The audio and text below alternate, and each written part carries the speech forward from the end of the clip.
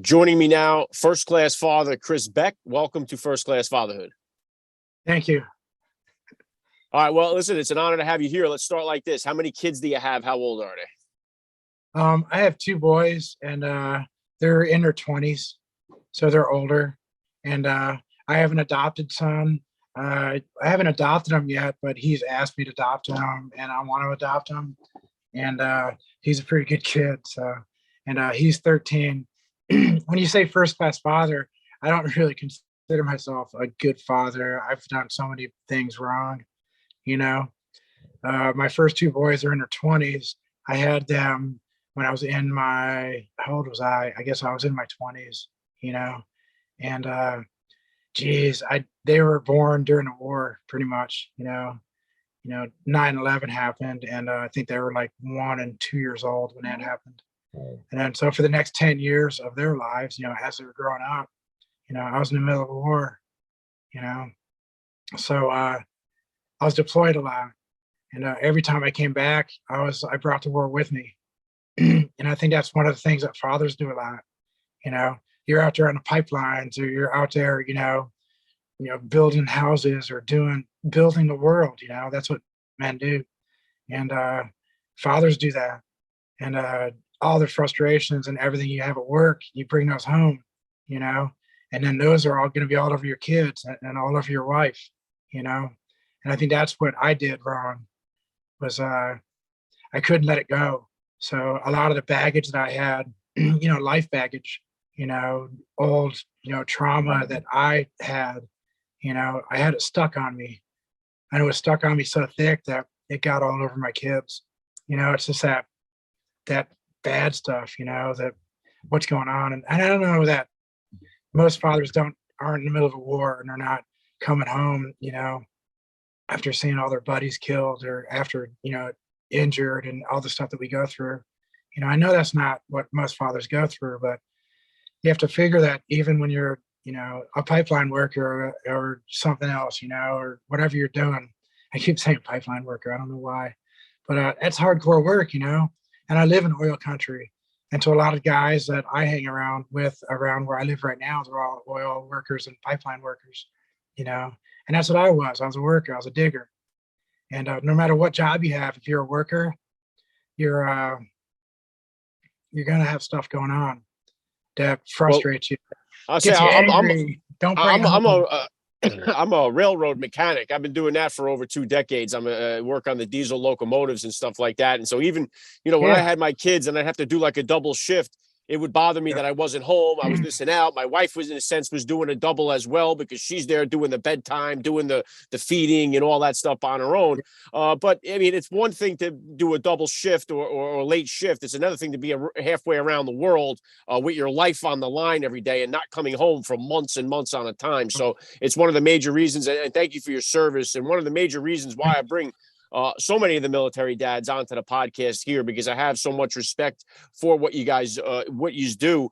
And we are spoiled here because, we have it so easy because people like you have put your lives on the line. So again, thanks for your service. And when you did come back, what did you rebuild the relationship with your sons when you came back? How did that whole process work when you finally, came out, retired from the Navy and got back into civilian life? How did the relationship build back up? Well, that's probably the thing is, it never really built back up. It was like I'd come home and I was only around for short periods of time. And at the time I had this big beard and I was undercover stuff, And so I was like doing real tough work. And so when I'd come home, my kids wouldn't really recognize me, and they were 4 years old, 5 years old, 6 years old. They were young, and they would hide from me. And I had a lot of anger. And that's pretty much what I was saying was for all the fathers out there is just don't bring your baggage home, leave it at the door, leave it at work. And that was the biggest problem. I'm telling you why. I'm not a first class father. I was a terrible father. And because I brought my work home and I couldn't leave it. I couldn't leave it at the door, and that's the problem that I had. So every time I came home, those kids were afraid of me. They're like hiding behind their mom. And then I would see that and it would make me upset. I was like, hey, I'm here, I'm your dad. And they would still like be afraid of me, And yeah, I'm loud and I'm riding my motorcycle. I was in a motorcycle club, so everything I did was all pretty harsh and loud and everything else. So of course those kids are gonna be afraid. They're 4 and 5 year old kids, and as a father, and that's what I'm saying is like so much of what we do, we don't know how much it affects them, especially when kids are that young, for that first 10 years of those kids' lives, from 0 to 10, that's when you're formed. That's when they do everything. Their entire lives are being formed in those first 10 years. And so every word you say to them and every action you do is going to build them into who they become. And that was where I messed up. And I was in my 20s or something. I was in the middle of a war and I used those excuses. And darn it, those are not good enough excuses. I could have done a lot better. And that's all I'm saying is that every time you come home, everything you do is affecting those kids. And so you just have to really watch it. You have to be careful, because after that 10-year period is up and they're 11, they start turning into teenagers, they're formed, they're done, they're baked. And so at that point, if they're teenagers and they're waking up late or their room is messy and all the other stuff is going on, well, what did you do for that first 10 years? That's what's critical, is that now I'm with, a 13-year-old now, and I'm 50 something years old. And all these lessons and all this stuff that I learned the hard way, things I did wrong, where I messed up my first 2 kids, is that I'm trying to correct all that. I'm trying to do as good as I can. I still make mistakes and I still catch myself doing some of the old habits, jump into assumptions or yelling about something that's just like, it's not worth yelling at your kid about breaking a glass, about not doing the dishes, about the cat litter isn't empty, about waking up on time, about any of this stuff. It's not that important. But the thing is like in the first 10 years, you could have had all that fixed. You could have had it all corrected. It's that discipline. It's that love, discipline with a lot of love added on top of it is going to have your kid, become that person as a teenager that's going to empty the cat litter on time. It's going to wake up on time. It's going to do all the things. And then you also have to figure that in the SEALs and all the stuff and things I've learned over the years is that everything you do is a habit based on what you've done in the past. And those habits can be changed within 90 days. So if you find that you're not waking up on time or you're being lazy or doing whatever you have going on in your life, if you can fix it and you can slowly, incrementally make those changes in 90 days, if you do it over and over again, 90 days doing the right thing, that becomes a habit. Now it's the same thing. If for 90 days, all you're doing is doing bad stuff or doing something wrong, that becomes a habit, And so you have to think about those first 10 years of your kid's life. You're making that kid and he's baked, it's done. He's cooked, he's finished. And then all you're going to do now is try to correct everything that was baked in for those 10 years.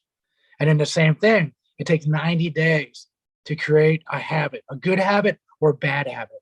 And those are the things I want to share with you, because I was a terrible father. You shouldn't maybe have me on here right now because of all the mistakes I've made. My kids would attest to it too, but those are the things I did wrong. I didn't leave my job at the door, and I created a bunch of bad habits in my kids and a bunch of bad habits in myself. And right now I'm slowly but surely, I'm working on them. And it's really hard to teach an old dog new tricks, It's hard to make good habits if all you have is a whole bunch of bad habits. And it takes discipline, but do it for the 90 days. If you have something you're doing wrong, try it out. In 90 days, if you fix the bad thing you're doing, the bad habit, it'll become a good habit in 90 days. Try it out if you don't believe me. And do the same thing with your kids. Talk to them about the 90-day challenge. How you're not waking up on time every day. For 90 days, we're going to set that alarm, and me and you are going to get up. And right when we get up, we're doing push-ups. And then right after we get done doing push-ups, we're going to do sit-ups. And then now we're going to make your bed. And after your bed is made, you're on your own, And so if you can do that for 90 days, you got it. I'll say what's amazing about that too is sometimes when you get that pattern down, just a break from that, a little break from it, you could lose all the momentum that you've gained. So when you go back, I'm a recovering alcoholic addict myself, the whole bit.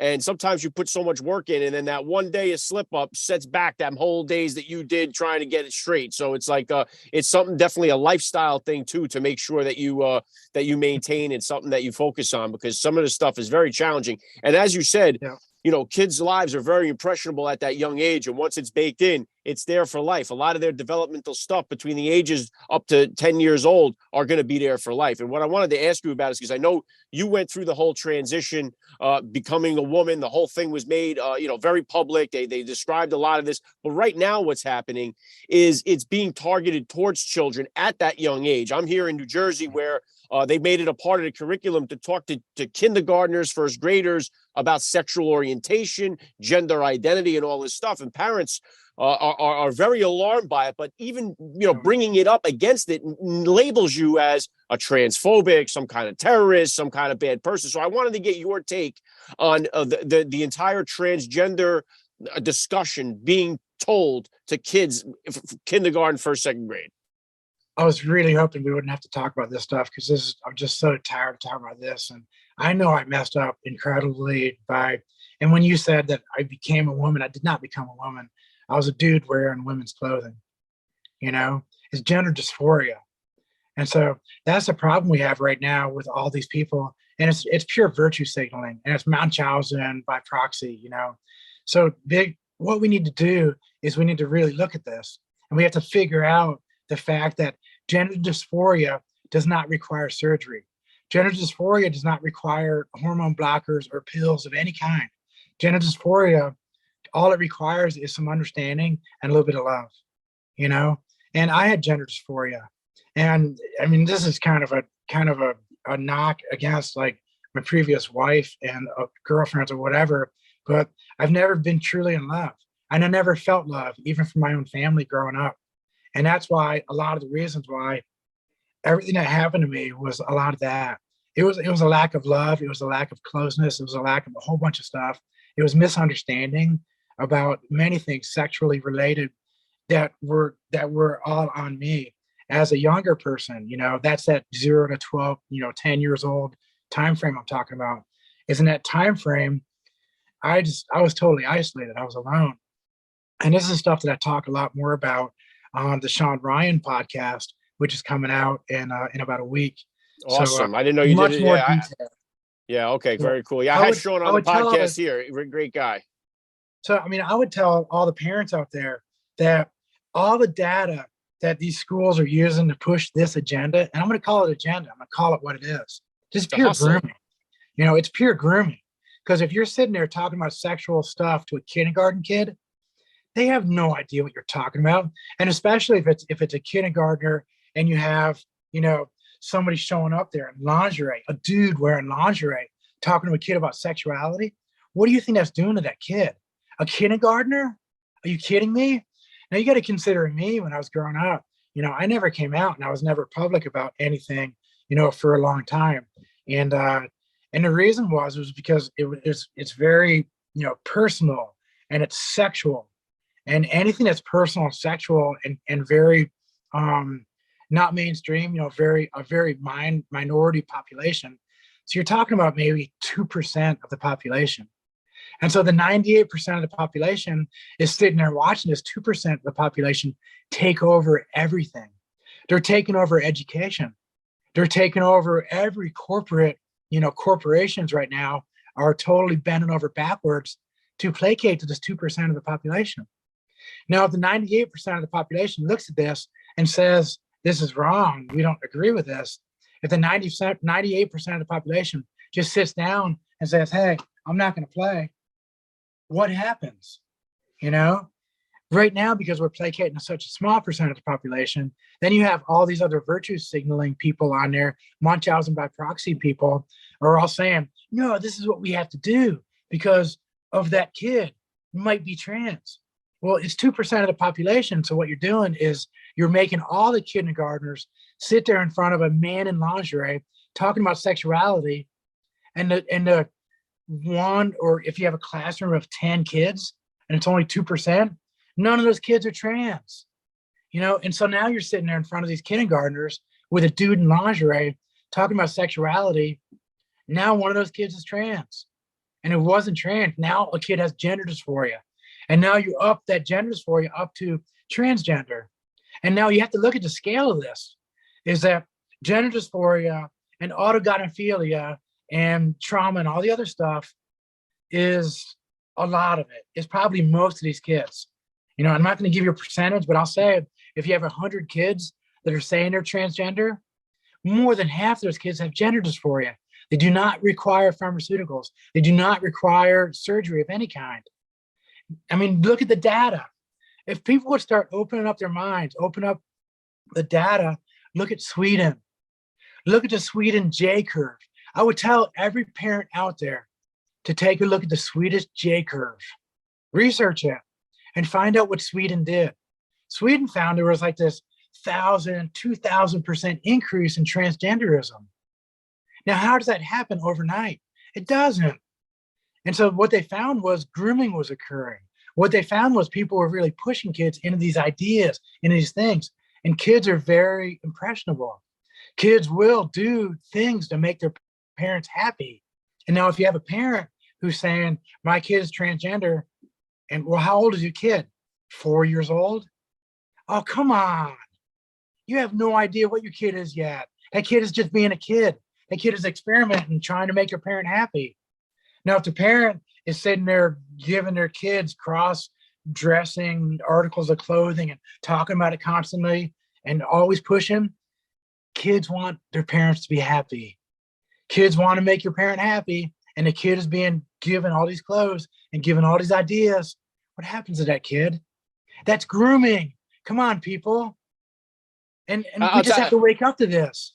It's Chris, terrible. this has gotten so far out of control. It's obviously one thing if there's a man that wants to dress as a woman, there's a whole different thing. But to put children on puberty blockers to prevent their body from even hitting puberty, to give them hormones, to give these kids, it's just gotten so far out of control, right? And to give surgeries to kids that are under 18 years of age, I can't believe just how out of whack it's gotten. And then to speak out about it, or to have an opinion like this, you're crucified as if you're the. And then you have men that are competing in women's sports. Yeah. I mean, what in the world? What has happened? And then you go have kids. It's just wild. Now, my youngest is my only daughter, and if I make the statement to say, "Listen, I don't want my daughter using the same bathroom as a guy," that somehow makes me the bad guy, and they make you sound like you're insane for thinking it, and it's just gotten everybody so angry and frustrated, and it makes you look like you're the bad guy.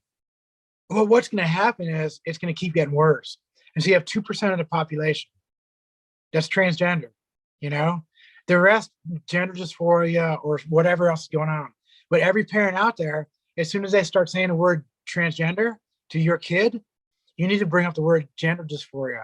You need to bring up the word autogynephilia. You need to bring up the words about generational trauma, about something else, depression, anxiety. What else is the kid going through? They're taking every mental health disorder. And I know this because I went through mental health, training. I was there in graduate school, getting my master's degree in mental health counseling. So I know what I'm talking about. There right now is a psychological community is taking a lot of these old issues, these old mental health issues, gender dysphoria, and they're getting rid of them because they want everyone to be transgender. They want everyone to be on pharmaceuticals. They want everyone to get surgery. Now, why do they want to do that? Because one of those surgeries is about $400,000. That takes 4 to 6 hours. They can do 2 per day. They have these gender clinics where they have these doctors making $800,000 a day for these hospitals. Now, you don't think that's lucrative? Come on, what's going on now? So all of this stuff they're not looking at. And when these people are talking about transgender stuff, they're only giving one side of the story. And all I'm saying is, transgender people, fine. If you're transgender and you're an adult, man, go for it. Have fun. Have a great life. Just don't mess with the kids. You do not know a 4-year-old is transgender. You're lying. The psychological community is lying right now. Most of these kids, most of these teenagers have gender dysphoria. I had gender dysphoria. I was Navy SEAL. Maybe one of the toughest people you ever met. If all you do is hang out with academia people. I just made a little joke there. You're allowed to laugh. But the thing is gender dysphoria is real. Autogynephilia is real. Transgenderism is real also, but it's not something that every kid is. Not every kid requires surgery. You need to force the psychological community. If you're a parent, you need to make sure they're bringing up gender dysphoria. You make sure they're bringing up autogynephilia and anxiety and depression and eating disorders and everything else that kids have. Every young girl hates her body. Now tell me I'm lying about that. It's true. Unless you're a Kardashian and you got all this Kardashian stuff going on, but that's not natural. No little girl is a Kardashian. They are made into Kardashians. They are surgery and pharmaceutical and makeup and airbrushed into Kardashians. That's No a whole little nother girl is conversation. Kardashian. That's me another bad angry. influence on the kids too, Chris, because you Terrible have all these influencers on social media pretending to be something they're not. And sometimes when I go cover some of these events and I see these women with the fake butts and the fake lips and the fake It's all face, fake. and it's just like, I'm like, I cannot believe what has happened to our society when you see it. And no And people little are girl can promoting compete. it. No little girl can compete. Every little girl growing up right now is in competition with a fable, with something totally fake, with this made up myth. And you know why those influencers do this? The influencers paid millions of dollars. Yeah. You think about all those transgender influencers right now. And then here's the thing also, is people are saying that I'm on this podcast right now, so I'm trying to get 15 minutes of fame, so I'm trying to get money or something. If I was transgender, if I was the person I was 4 years ago, I would be a millionaire right now. Right now, I'm living on my retirement. I'm poor. I got nothing. I'm working with my buddies doing construction on the side, building people's houses, slamming a hammer because I don't have anything, because I'm not doing this for money. Because I don't want fame. I don't like doing this. I'm doing this right now because parents need to know this is going on. Parents need to know that one surgery is $400,000. And this is what's driving doctors. Parents need to know if they're transgender and they're getting the pharmaceuticals and they're getting these surgeries, that kid is going to be a patient for life. That kid is a patient with a psychologist and a mental health counselor for life. Every session is $200. Cha-ching, right in that person's pocket. So if your kid gets surgery, double mastectomy for all these teenage girls, a lot of them are getting them. You have some doctor down there making jokes and being funny about it, chopping off these little girls' breasts. She calls herself their breast. It's like Terminator, their breast. It's something really bad. She takes pride in holding up these little girls' breasts after she chops them off and holds up and shows them, I got two more.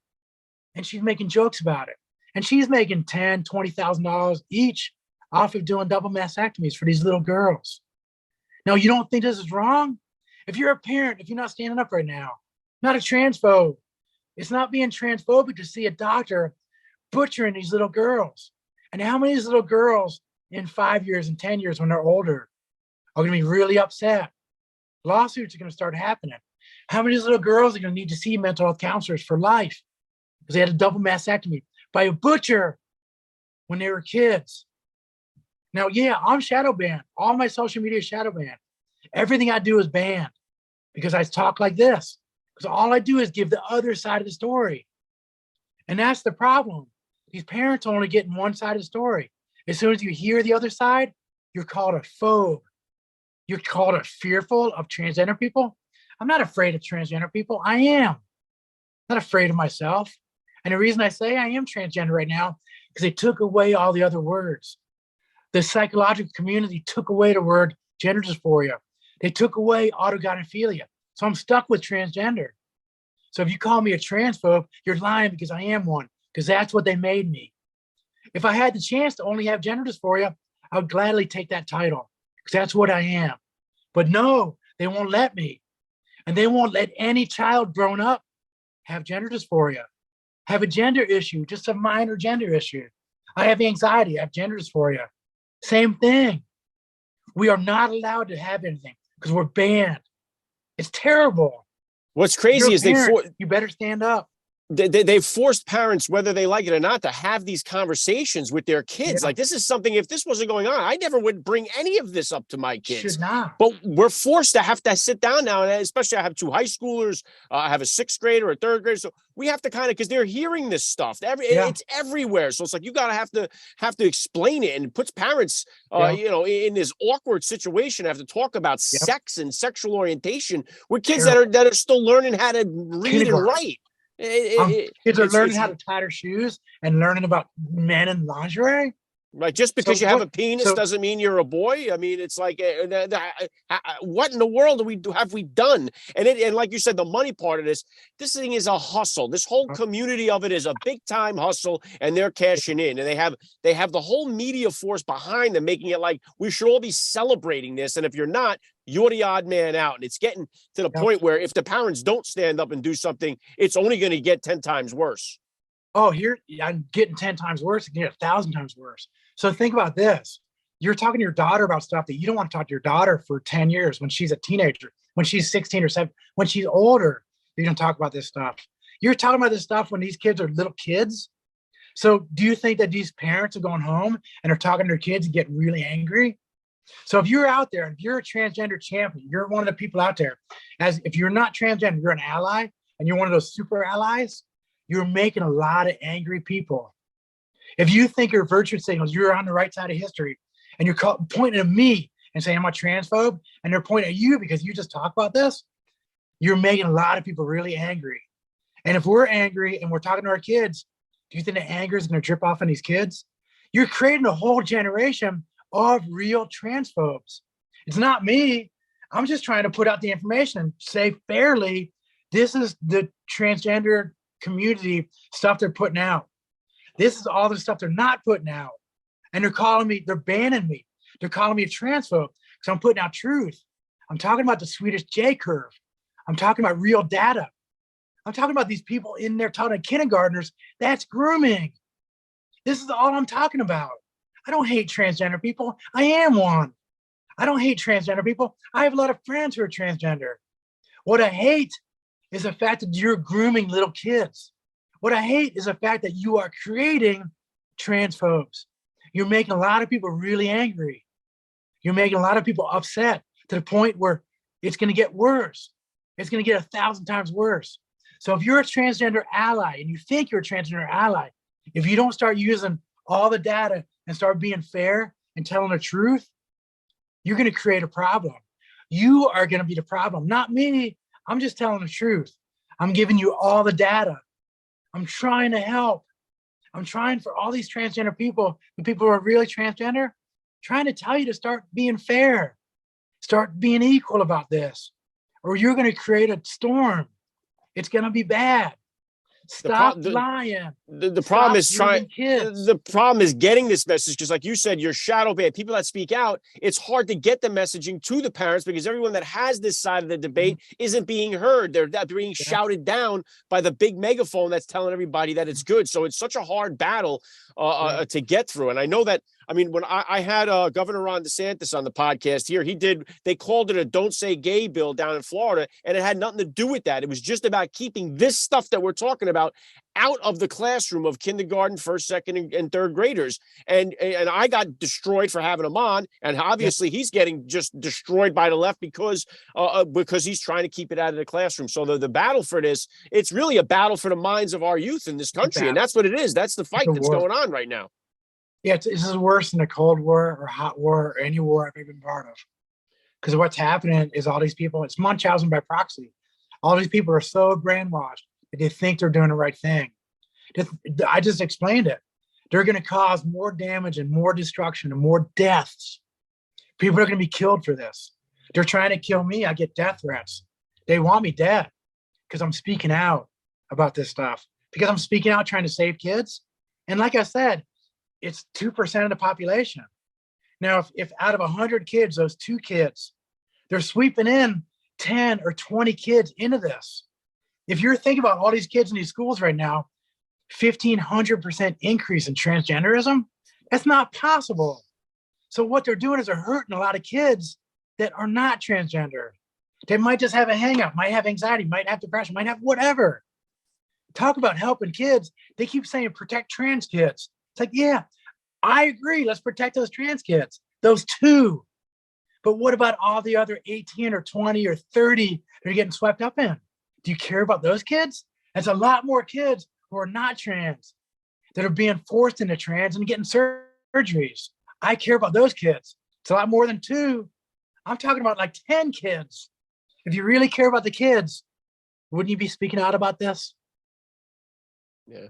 Well said. And you know what's funny is when you listen to people on the street, the overwhelming consensus is exactly what we're talking about. And then you look at media and Yeah, it's like, no, you're the minority. Everyone thinks it's this way. And it's like, well, that's right. not what I'm hearing. And everyone is like, when you bring this up, everyone, it's common sense to say, like, you don't want your daughter to use the same bathroom as a guy. It's Yeah, that's not a controversial topic, but they're making it sound as if it is. And it just seems like, I mean, we can go on forever with this conversation. I wanted to bring it back into you as a dad. What is the relationship now with do you have a relationship with your boys now? What is that like? And what was their response when you started going through this whole process? um, I don't know, because I don't really have a really good relationship with them. I don't like, I'm not allowed to have their phone numbers. I'm not allowed to have their email addresses. I'm not allowed to even know what they're on social media. And I haven't really, I mean, I could find out all this stuff, but out of respect for their mother and them, it's like, I mean, if that's what you want to do, my whole life I've been cut off from them, on purpose, because they think I'm going to do something. It's like, so it's been really tough, but they always say it had nothing to do with this. And I'm like, okay, yeah, whatever. And can I talk to one of my boys? But I have to call the home phone number and leave messages and try to get them. And then I don't get called back. And it's like, it's been a nightmare, and it takes two to tango, So I've tried, and I don't really get a lot from the other side, and even from them. I have one son that talks to me, but it's just over the phone for the last, years and years and years, just like these really short conversations. How do you talk to your kid about more than just like small talk about the weather or something? How are you doing in school? How's that going? What are you doing? What are you doing at work? It's like over phone, my ex-wife's phone, I never have real conversations. So they really have no idea who I am. So when they talk to me on the phone for the weather and how's work going and all that, we never talk about anything. And so they have no clue who I am. If you had The only if you kid that had a does message, know is, if sorry. you did have a message for your two sons and you wanted them to know, what would it be? Well, I mean, I still love them. I've loved them the whole life, and I've tried to do the best I could. And I know I really messed up. And I've been trying to make up for the mess up that I made with them for, 10, 15, many years. I've been trying to be there, but it's like, it's just so many roadblocks and so much stuff against me, even speaking to them, that it just makes it difficult, and and it still sounds like a lot of excuses. I mean, I could sit there and just camp out in front of their house and wait for them to come out and talk to me. But again, you know, threats of hurting himself, warned the kids. And I just can't, I don't want it to be that if I do start pushing really hard and then he does hurt himself, because that's been the threat like for years, that, and I couldn't have him hurt himself because I did push really hard.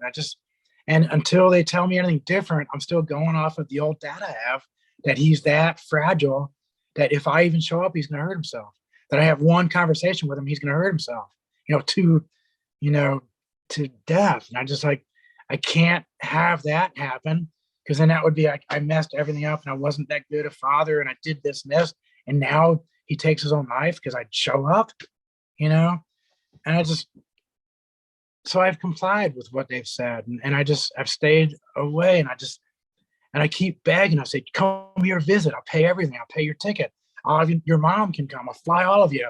Here's a hotel for your mom. And no, I can't do anything, And so if the roadblock is put up by one parent, then there's not much the other one can do. And especially if you're getting those kind of threats, I want them to know that I'm different. I quit drinking like 2 years ago, and that was one of the big problems I had too, was alcohol. I've changed a lot, but you don't know because I can't talk to you. Just give me a chance. Can you have one conversation with me? Or if they ever listen to one podcast, if they listen to me speak on one of these for more than, I doubt they've even done that. I don't think they're allowed. I think they're prohibited from even, I don't know. So being left in the dark like this has been really bad. Well, So I would say to them, I'm different. Come on. And they're in their 20s now. So what am I going to do now? If you don't agree with something I'm saying, you can walk away. If you really don't agree with it, punch me in the face. You're in your 20s. You're adults now. You don't need to be hiding behind your mom's skirt anymore. And I feel like that's all they're doing, is still hiding behind their mom. They have no clue who I am. And I wish they did, because I'm a lot different than I was in the past. Well, I would say that I pray for healing for your family. I pray that, there will be a connection with you and your kids. I think it would be the best thing for them. I think it would be the best thing for you. And I think it's still very, very possible that that would happen, and pray that they listen to this episode as well, being that it is focused on fatherhood. Maybe it does give them an opportunity to listen to your side of what's going on. And this is a big epidemic in our country, Chris, right now. Is I talk about the fatherless crisis we have, where so many kids don't have a father. One of those major contributing factors is the family court system, which just destroys men and gives them no opportunity to even have a chance to have any time with their kids. And then the other side has just buried their thoughts on what the father is all about. And it's one of the corrupt systems in our country that really needs revamping, because we are destroying our family units in this country. And the family court system is one of the biggest issues with that. Well, the entire CPS thing, and I've seen it personally, what they do, it's criminal. I think the entire CPS, Child Protective Services, needs to be totally dismantled. They're criminals, and I could go into some of that, but they've destroyed families for like nothing. I've seen families destroyed by them. They think it's the same thing. They think they're doing the right thing, but they're actually destroying families and destroying these kids. It's the worst. And I personally have experience with that, and I've seen that. I'm just like, I'm horrified by CPS. If there was any way to like just keep them out of your house, never let them step foot in your house ever. They're not allowed. Get away from me. Stay away from my house. You're not authorized to even enter. Yeah. If they want to enter, you better bring, an entire battalion of Marines. Now, that wouldn't be enough. I'm a Navy SEAL, so that wouldn't be enough. I'll tell you what, though, it is, and at least it's sharing your side of the story and stuff, I think does help other dads out there that are in similar situations with being, disconnected from their kids. Gives them hope that there's other guys out there going through the same thing. So I think it always does help to get these stories out there. And I know you said, you're swinging hammers over there. You're doing some stuff. What do you got? You got any projects in the work? What's coming up next for you? Are you working on anything? I'm actually trying to get rid of my phone and get rid of all social media and get rid of all of it. And then soon enough, if I can do it, what I'm trying to is some acreage and an off-grid house with nothing. I don't want any electronics. I don't want to ever be on this stuff.